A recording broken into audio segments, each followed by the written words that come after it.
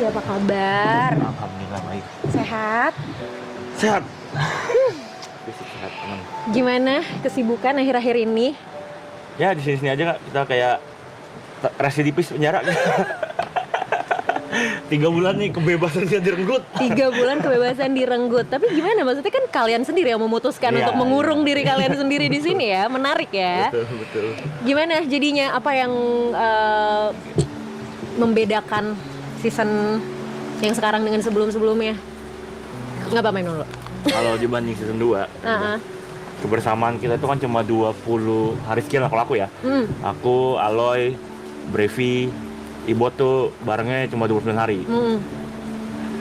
Nah pas season 3 ini mulai kan barengnya 102 hari, ini hari ke-100. Wow. Kalau nggak salah ini hari ke-100 kayaknya. Dan itu full semua kalian barengan semua? Ya, 100. ada sih yang libur-liburnya mah ada.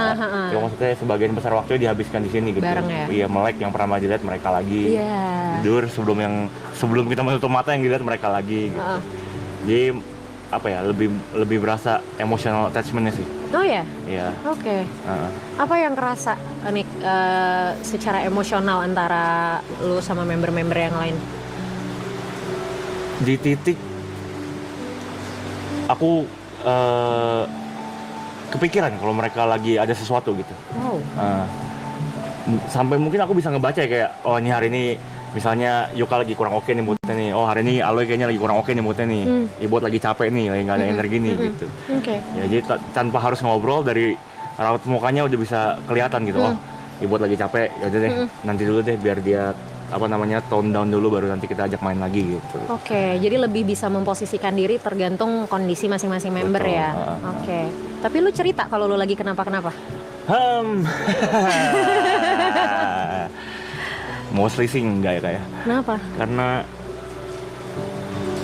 bingung juga, kadang kita bersembilan laki-laki ini tuh kadang bingung gitu buat memulai topik yang serius yang kayak gue lagi ngerasain ini gitu. Jadi kayak selama masih bisa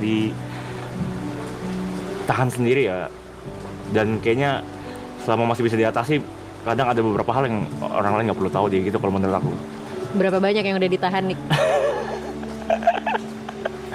Cukup banyak Indah, karena season 3 ini emang sejujurnya aku merasa kalau tahun lalu kan obrolan aku sama Indah kan soal overthinking segala macam kan.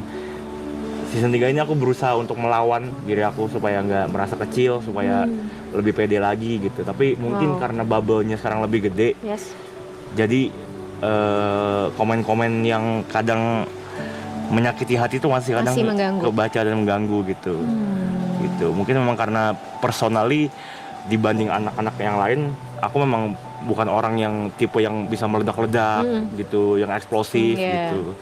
Ya aku maksudnya berekspresi ya rata aja gitu, maksudnya seadanya aja gitu. Jadi kadang masih dapat tuh komen-komen, dan banyak sih mungkin nih season ini disalahin karena terlalu banyak ngerokok salah, terlalu banyak makan salah, terlalu diem salah, outfit kaos doang salah gitu, semua salah deh. Itu gue tahu lagi tuh masalah outfit kaos doang, sampai akhirnya bikin segmen sendiri nggak sih? Ya kan? Iya.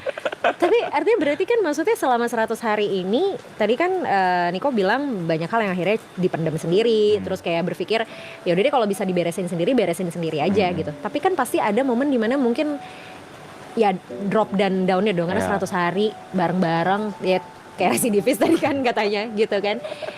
Pernah ada nggak momen dimana emang Niko bener-bener lagi yang biasanya anak-anak pun akan ngelihat gitu kalau mood aku lagi kurang oke untuk diajak tektokan, mereka juga biasanya akan memberi waktu untuk kayak udah diemin dulu deh sampai nanti kembali sendiri gitu. Ada di sini Kak. Iya, maksudnya kayak ngerasa kayak aduh salah mulai gue, yang ngapain aja salah gitu. Gimana ya biar gue bisa semenarik yang lain. masih Gitu. Masih, karena memang harus diakui masif sekali Kak Indah season ini. Jadi aku nggak bisa mengontrol komentar orang, kadang-kadang yang nggak mau dibaca pun kebaca juga gitu. Aku udah berusaha sih kayak udahlah, kalau lihat klip yang memang lagi nge-framing aku jelek nggak usah dibaca komennya lah. Gitu. Itu udah dicegah dengan itu. Cuma kadang-kadang di live chat masuk baca sesekali gitu. Apa hal baik yang menurut Niko udah berkembang gitu dari Niko yang tahun lalu? Hal-hal yang mungkin dulu overthinkingnya segini, sekarang udah berkurang gitu. Ada nggak yang signifikan mulai berubah? Kalau ngomongin maraton ini sih, aku merasa lebih berani aja sih buat ngajak main, lebih berani buat nanya, lebih berani buat ngajak ngobrol. Terus overthinking masih ada, cuma aku merasa memang lebih bisa aku kontrol lah dibanding season lalu gitu. Cuma mungkin season lalu kan hate-nya tidak sebanyak ini karena bubble-nya tidak sepecah season ini kan. Yes.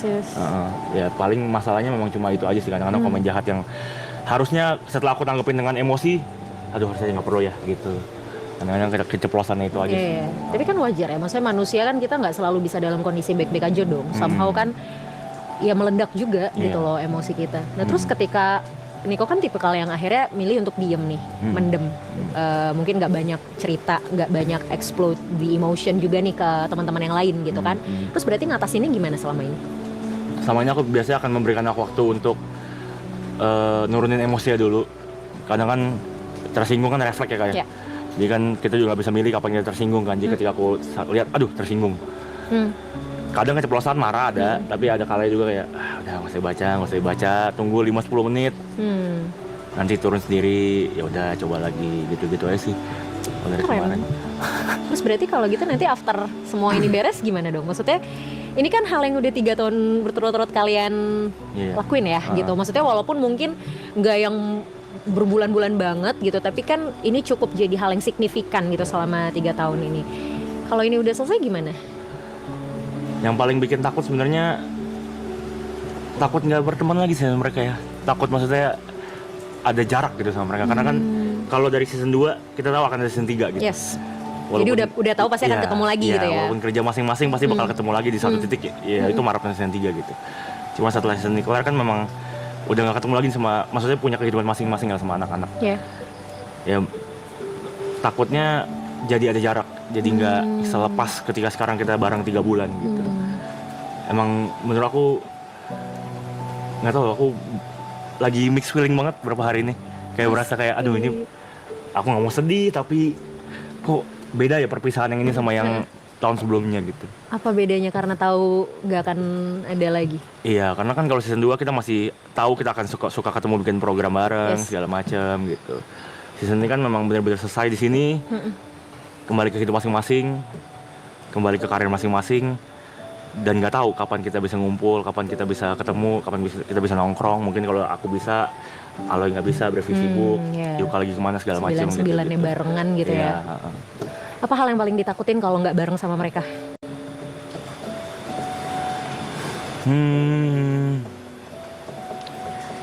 Aku ngerasa di sini udah kayak aku sebenarnya agak malas untuk bilangin, tapi aku merasa memang pertemanan ini rasanya udah kayak keluarga sih. Iya, jadi mungkin ada sisi takut kehilangan support system yang aku rasa sudah sangat tepat gitu. Jadi aku nggak tahu Arab punya skill dari mana bisa mengumpulkan orang-orang ini, dan aku ngerasa 8-8-nya benar-benar support system yang tepat untuk aku gitu. Mereka nggak pernah ngejudge, mereka selalu support apapun yang aku lagi jalanin. Ya cuma takut kehilangan support system yang aku rasa sudah baik aja sih gitu. Oke. Kalau aku boleh nanya sama Niko, boleh nggak sebutin 3 hal baik yang ada di diri Niko tuh sebenarnya apa aja sih? 3 hal baik yang ada di diri aku. Apa ya? Aku merasa mungkin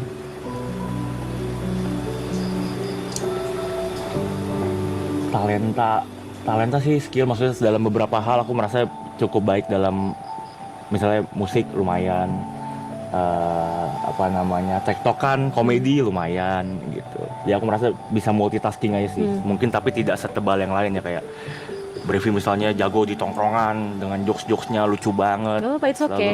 Kamu nggak harus compare sama yang lain. Iya, maksudnya aku ya rata aja dalam segala hal gitu. Jadi kadang keseimbangan itu yang aku rasa kadang mata dua juga sih, kadang merasa jadi kekurangan, tapi ada kalanya aku happy juga karena oh nih nyanyi gue bisa isi, lagi bercanda gue bisa isi sekali gitu-gitu.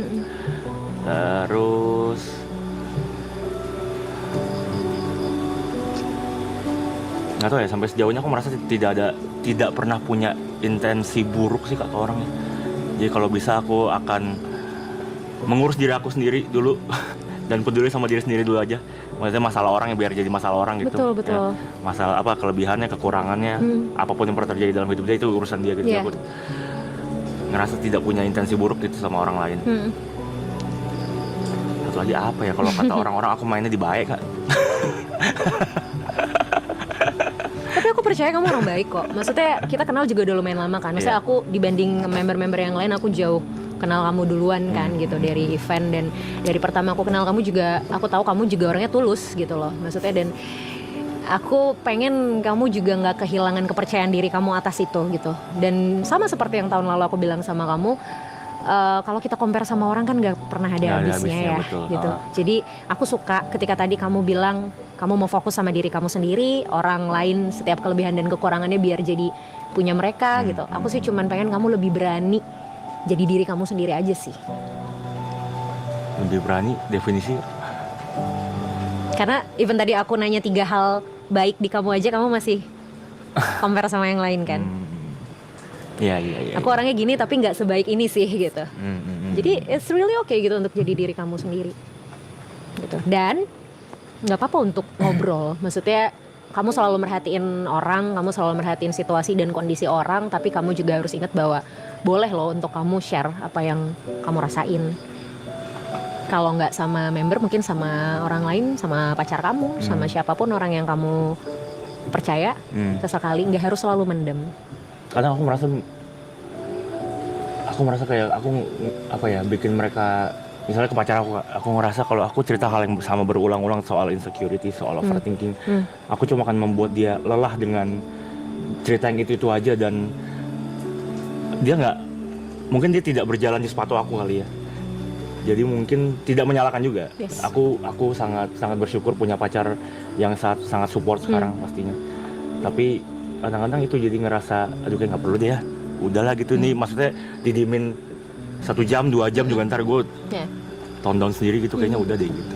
It's okay, tapi tenang aja kok. Maksudnya mereka yang benar-benar tulus nggak akan pernah bosan ngedengerin cerita kita berulang kali. Sama kayak Niko kan, Niko juga nggak pernah bosan kan dengerin cerita anak-anak kan. Sama, aku rasa juga anak-anak nggak akan mungkin pernah bosan sih ngedengerin cerita kamu, pun dengan pacar kamu. Ya. Okay. Apa yang mau dilakuin after ini? Rencananya ada project sama Jot sama Yuka sama Mas Tepe. Wow. Good luck. Kita mau jalan bikin grup bareng. Terus ke musik lagi pelan-pelan lah aku sekarang coba melakukan dulu aja deh. Nanti hasilnya kayak gimana kita lihat belakangan. Mantap, keren. Coba dulu aja ya. Coba dulu aja. Nice. Good luck. Kak Indah, terima kasih. Sama-sama. Sampai kita bertemu lagi. Sehat-sehat, Indah. Thank you ya, Nick. Thank you, Kak Indah.